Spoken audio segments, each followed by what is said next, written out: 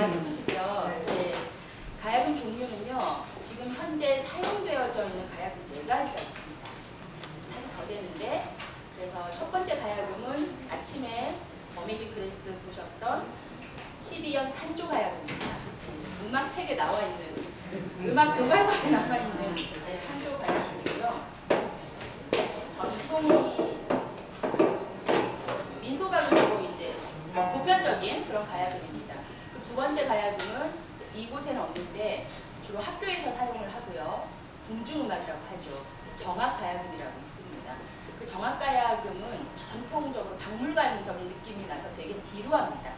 보통 국악하면 그쪽 국악을만 생각하세요. 당, 다랑 이렇게 막 나오는 거 있죠. 네, 그 아카데믹한 음악이라서 그 음악은 연주를 콘서트에서 잘 하지 않지만 학교나 또 독주회나 이런 데서 많이 합니다. 예. 그리고 이제 18연 가야금이 있어요. 18개 줄로 개량된 가야금이 있는데 그 가야금도 연주자가 사용을 하고요. 지금 현재 가장 많이 사용하는 악기가 2가지입니다. 예, 그래도 이 들고 올 때 되게 기분 좋게 왔고요. 그래서 이쪽 가야금은 주로 전통을 대표하는 음악을 많이 하게 되고요. 이쪽 가야금은 현대 음악을 많이 하게 돼서요. 이 가야금은 5개의 음으로 되어 있지만 이 가야금은 7개 피아노랑 똑같은 평균율을 따르고 있습니다. 네. 지금 다 이해를 하셨거든요. 정말 대단하세요. 정말 VIP시고요. 처음에는 가야금 산조를 연주할 텐데요. 가야금 산조는 정서적으로 좀 대중음악이라고 할 수 있는데 옛날부터 음악의 그 표현은요, 희노애락 애오욕이라고 하거든요. 희노애락으로 많이 알고 계시죠? 그 사람의 감정을 표현했는데 1시간 정도 걸려요. 전곡을 연주를 하면. 네, 주로 이제 콩쿨 1등을 결정하는 곡이거든요. 네. 근데 그거를 듣기가 저도 힘들어요. 그래서 그 중에서도 그냥 엑기스만 뽑아서 연주를 할 겁니다. 가야금 산조를 연주하기 전에 다스름이라는 걸 연주를 하는데요. 많이는 못 들으실 거예요. 잘 안 하거든요. 근데 제가 오늘 다스름을 할 텐데 서울에서 어제 내려왔는데 7시간을 남편이 자동차 운전을 하고 내려왔는데 너무 지루한 거예요. 그래서 가야금을 꺼냈어요. 차 안에서. 승용차인데. 대각선 이렇게 앉으니까 되는 거예요. 그래서 다스름을 제가 하면서 내려왔거든요. 그럴 수도 있더라고요. 너무 행복했어요. 그래서 남편은 힘들었겠지만 저는 너무 좋았거든요. 그래서 하나님께서 이 땅을 창조하시고 이렇게 다스리시는구나. 그 다스림 가운데 우리의 삶이 있고 우리의 감정이 있겠구나. 이런 생각을 하게 됐습니다. 네, 이게 나였습니다.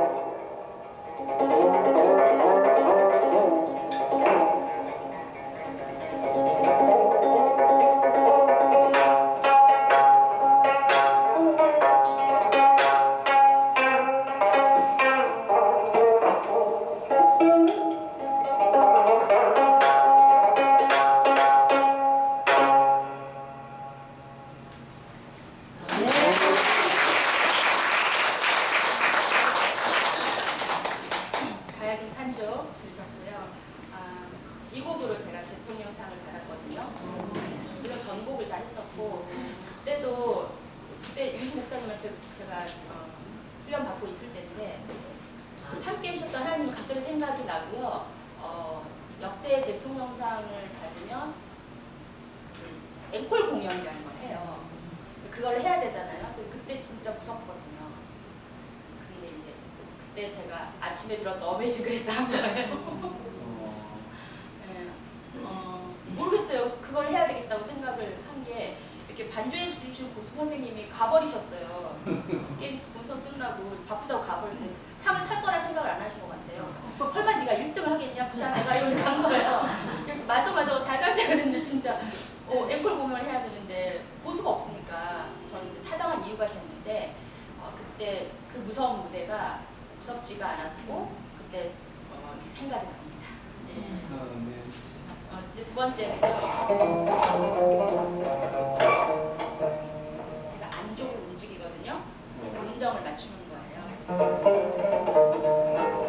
이번에는 12연 산조 가야금으로 가장 많이 연주되는 침향무라는 곡인데요. 학생이 아마 음악 시간에 배웠어요. 음악 교과서 있는데 이쪽을 안 배워요. 그럼요. 모르죠. 선생님이 안 가르치고 있어요.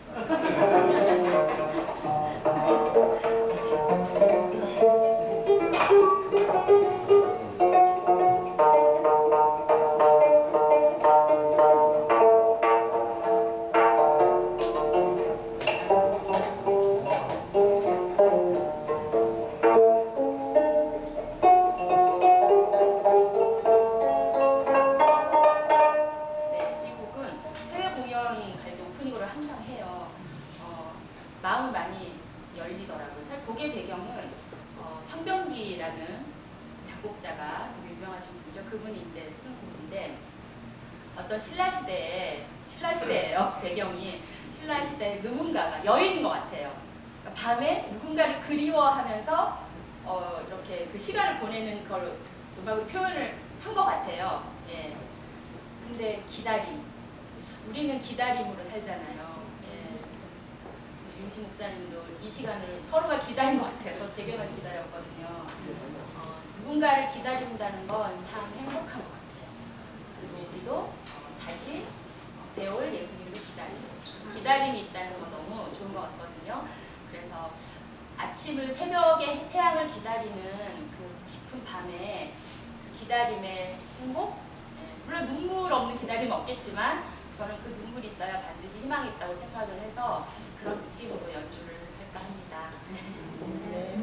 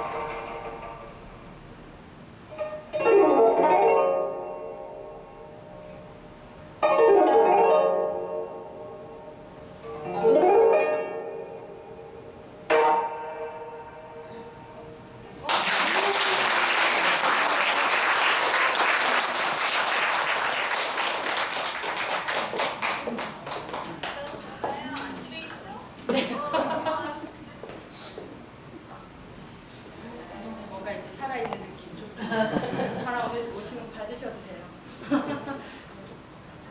아, 이제 좀 진지한 음악 끝났어요. 네. 지금 이때까지 연주하는 음악은 사실 찬양곡은 아니죠. 네, 아닌데 가야곡을 제일 많이 표현할 수 있는, 쉽진 않지만 표현할 수 있는 곡이라서 참 의미가 있고요.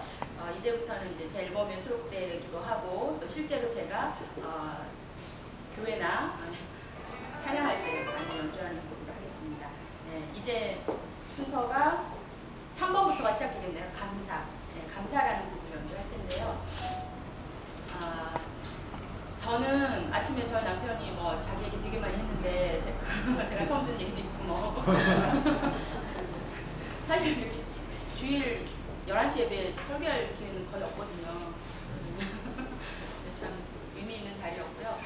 저는 굉장히 성격이 까칠했습니다. 네, 목사님 뭐 잘 아시겠지만 그리고 굉장히 불평이 많았어요. 어떤 거냐면 사실의 말을 말하니 굉장히 능했어요. 사실의 말. 그러니까 저 집사님 못생겼어 이렇게 얘기 잘 하는 거죠. 네, 사실이잖아요. 우리 남편 굉장히 바지가 짧게 해야 돼요.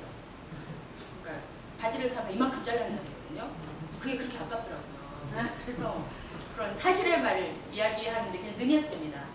근데 그런 말을 계속 하다 보면 제가 삶이 별로 좋은 게 아니었어요. 그렇게 살았어요. 습관대로. 괜히 분석하고 비판하는 걸 좋아했고 또 곡을 쓰다 보니까 괜히 그런 쪽으로 되게 많이 개발이 된 것 같아요. 그래서 인생이 늘 그렇게 좀 까칠했었어요. 화가 나 있고 그러다가 이제 아이도 낳고 30대가 이제 들어서면 지금 이제 40대 후반이지만 이건 아니다 생각이 들은 거죠. 그래서 어느 날 서점을 가서 책을 잘 안 읽지만 책을 고르기 시작했는데 제 눈에 들어온 게 감사였어요. 저는 유신 목사님한테 배운 게 그때 두 가지를 배웠어요. 많이 배웠지만 생각나는데 위조 지폐 이야기를 항상 하셨거든요. 위조 지폐와 진폐를 구별하는 방법은 진폐를 계속 보면 된다는 거예요. 근데 저는 위조 지폐를 보기 좋아하죠. 왜냐면 그 사실이니까. 그러다 보면 제 안목은 막 계속 없어지는 거죠.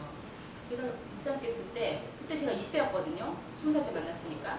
진폐를 계속 보면 위조 지폐를 봤을 때 금방 알 수 있다는 거예요.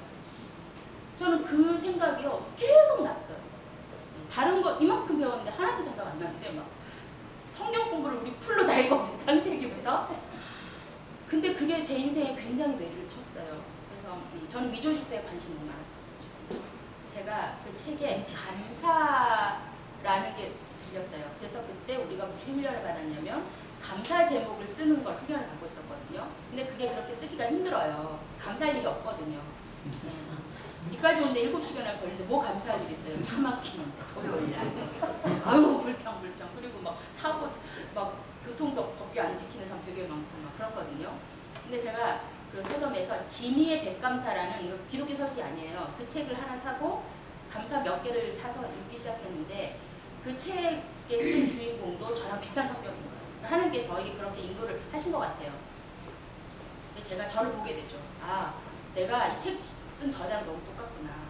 그래서 지금부터 그 책 주인공은 100가지 감사를 쓰는 훈련을 자기가 하는 거예요. 회사원이에요. 그냥 지미의 백감사 팔아요. 네. 그 책 저랑 아무 상관없지만 근데 자기 감사 제목을 이렇게 보는데 말도 안 되는 감사를 계속하고 있는 거예요.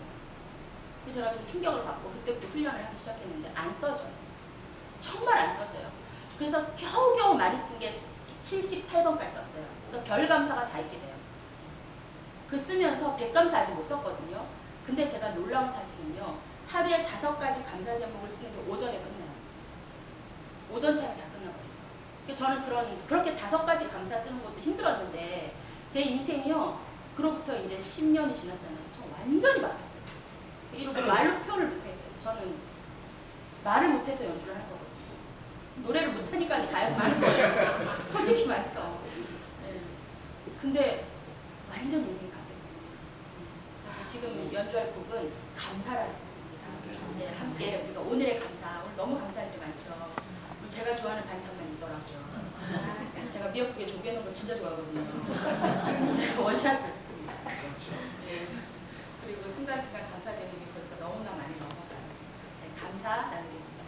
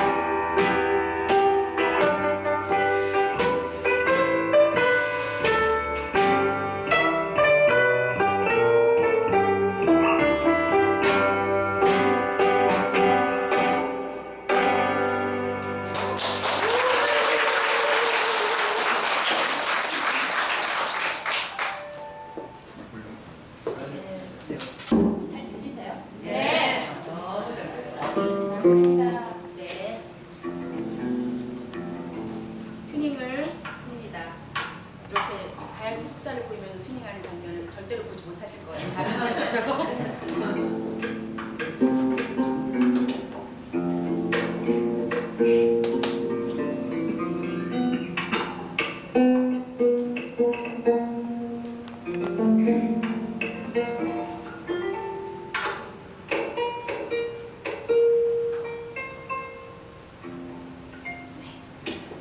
두 번째 연주할 곡은요, 주님의 햇살 아래서라는 곡인데요.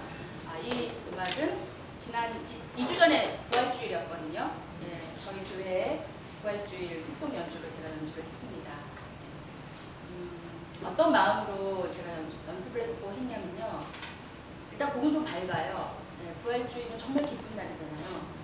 근데 예수님께서 십자가에 못 박히고 살아나셔가지고 제자들과 다 만날 거 아니에요. 저는 뭐 그때 없었으니까 성경을 보고 믿는 건데 그때 얼마나 보고 싶었을까 뭐 이런 생각이 들면서 막 달려갔을 것 같은 생각이 드는 거예요.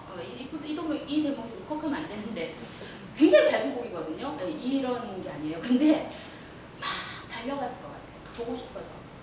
그리고 함께하면서 막 대화를 했을 것 같아요. 네, 여러 가지. 아까 제가 목사님과 식사하면서요. 10몇 년 전 얘기를 막 하는데 영화 보는 것 같더라고요. 너무 재밌어가지고 막. 네. 근데 그리고 예수님 승천하셨잖아요. 그리고 나서 그 복음을 막 전하고 막 다녔잖아요. 그때도 되게 행복했을 것 같아요. 왜냐면 또 만날 거니까. 우리도 만날 거고. 그래서 그 마음으로 제가 연습을 하게 됐어요. 그리고 이제 예배 때 연주를 했는데 그 마음이 많이 온 성도가 전달이 된 것 같더라고요. 네, 저희 교회가 시골 교회인데 대형 시골 교회예요. 인천에 있거든요. 정말 시골스러운데 근데 그 느낌이 있습니다. 그래서 제목은 햇살 아래서. 부산의 햇빛이 굉장히 따뜻해요. 예, 그래서 그 햇살 아래서 예수님과 만날 거라는 그 기대감, 그리고 그 만남의 기대감 가지고 우리가 매일매일 살거든요. 하루하루 삶의 그 기쁨에는 또 눈물이 있겠죠. 예, 고통도 있겠지만 우리는 천국에서 만날 거니까 그 마음으로 이 음악을 함께 들었으면 좋겠습니다.